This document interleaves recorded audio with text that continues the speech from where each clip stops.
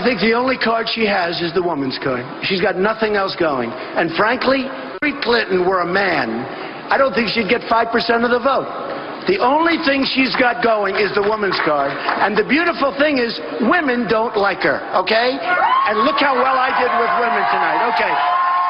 So, ladies and gentlemen, thank you. Thank you very much. I appreciate it. Thank you. All right, folks, that, of course, was Tuesday night. We are now joined by our friend, Kristin Tate, libertarian author and political columnist, founder of the LibertarianChick.com, and author. We've talked about this book for, it seems like, 6 years now, and it's out. It's Government Gone Wild, How D.C. Politicians Are Taking You for a Ride and What You Can Do About It. Welcome. Thank you, Steve. All right, so you got the stage all to yourself with me this time. So, congratulations on the book. Thank it's you so it's much. a wild success, and so talk about what we can do about it. What can we do? Can we do something about it in this coming election? Absolutely. I think my project with this book was really to fight apathy.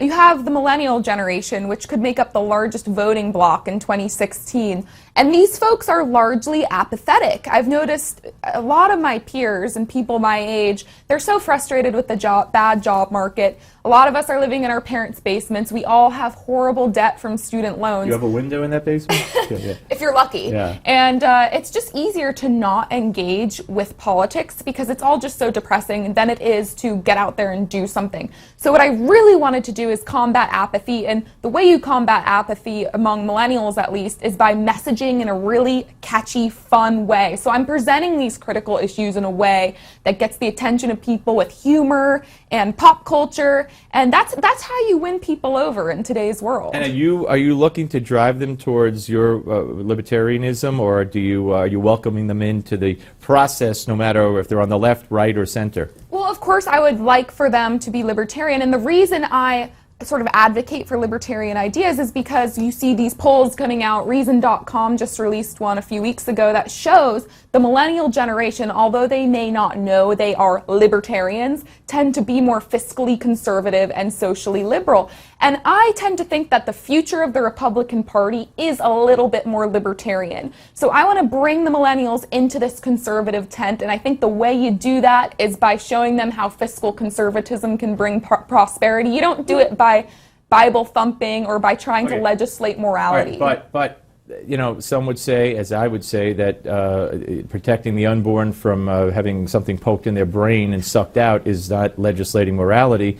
It's protecting the unborn. So how do you? A big problem with millennials today, with our society today, is a lack of morals, a lack of values, and so how do you, or maybe rephrase it? Wouldn't you want to give them the social values at the same time that you're pushing the fiscal conservative values? I mean, whether you like it or not, a lot of Republicans don't like this, but the world is changing, the country's changing.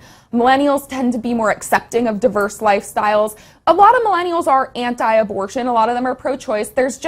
They're not interested in the government getting involved in that, and they're not interested in that discussion. They're interested in, how can I find a job? How can I be successful? These are the issues that I think the Republican Party needs to focus on in order to grow its tent and to succeed. That's not to say that, the Republican Party all of a sudden needs to be, pro-choice. Right. That's not what I'm saying. I'm just saying that if we want to grow our tent, if we want to bring in these millennial folks, I think it's really important to show them how fiscal conservatism brings prosperity and do it in a fun way. Do you think Donald Trump speaks to that for today's millennial, or do you think they're caught up in he's evil, he's anti-this, he's a bigot, he's whatever they claim he is? Well, because of the media and their constant attacks, I think, unfortunately, a lot of millennials are really terrified of Trump because they believe this stupid stuff they hear in the media. So I want to see more people like you. I want to see more people like media? I hate do. The media. But we need more people like you, Steve, and people like Kennedy on Fox News, people like Greg Gutfeld on Fox News, who use humor, who are a little more fun to get young people interested. Maybe since we're heading in, maybe one of these millennials could clone me and just put me all over the place. Exactly. All right, the book is Government Gone Wild. Thank you very much. And we'll see you tomorrow on Friday on the panel. Absolutely. All right. Can't get enough of Kristin Tate, right? Okay. More of the Steve Malzberg Show coming up next. Go get the book.